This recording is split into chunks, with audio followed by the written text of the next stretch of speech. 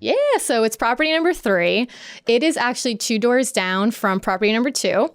And it's funny, when we first started, we definitely wanted to do small multifamilies, 100%. That's the quickest way to build your portfolio. And after we finished property number 1, we actually thought that property number 2 was harder to find because there were so many options. When you're house hacking, you know where you want to live, what condition the house is going to be in. So property number 2 was kind of like our first real rental. And we had, do we go out of state? Do we go in Philadelphia? Do we stay where we're at?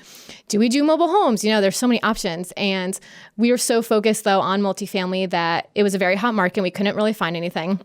And just on a whim, we're like, let's switch our criteria on the app to single family, and realize that there were some really great single family opportunities in sort of our lower income market. So that's where properties number 2 and 3 are. And property number 3, we weren't even looking for a property. No. And we had known that this place was a little run down because when we were renovating property number 2, we looked down the backyards and it was just totally overgrown. I mean, it was what you wanted to see when you were looking for a good burr property. Lauren,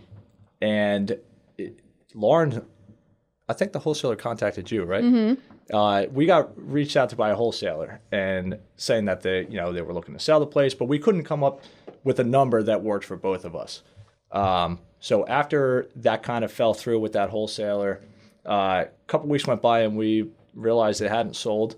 So Lauren came up with the idea, let's just reach out to the owner and let's just see if we can talk to them and we could come up with something. Mm-hmm. So she did. Yeah, the seller and the wholesaler ended their agreement, so it's not like we circumvented her. And we reached out to the seller directly, and we listened to them for a very long time. I was actually listening to a podcast. I don't know it off the top of my head. Oh, it's Sean Terry, Flip to Freedom podcast. And it was How to Read a Seller Like a Book. And I listened to that podcast and learned about all the different sellers and all of their different personalities and how to really relate to them.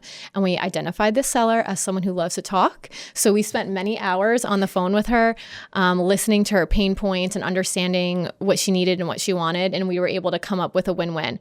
Yeah, we learned that she actually lived down in Florida. Mm-hmm. Her daughter had lived there for about 5 years, and she had zero idea what the place was like because when she left, it was pristine. It was dated, but it was clean. Mm-hmm. So she had no idea what was happening there. She kept telling us that she was going to come up and do a coat of paint and list it on the open market. And I had the opportunity. Luckily, when we were working with the wholesaler, she actually was able to get me in there, and I had already done a walkthrough. So I kind of already knew what the place needed, what our renovation budget was going to be about when we were talking with the owner. Mm-hmm. So she's explaining to me, I'm going to come up there and do a coat of paint. And I'm thinking, no, you're not, because it needs a lot more than that.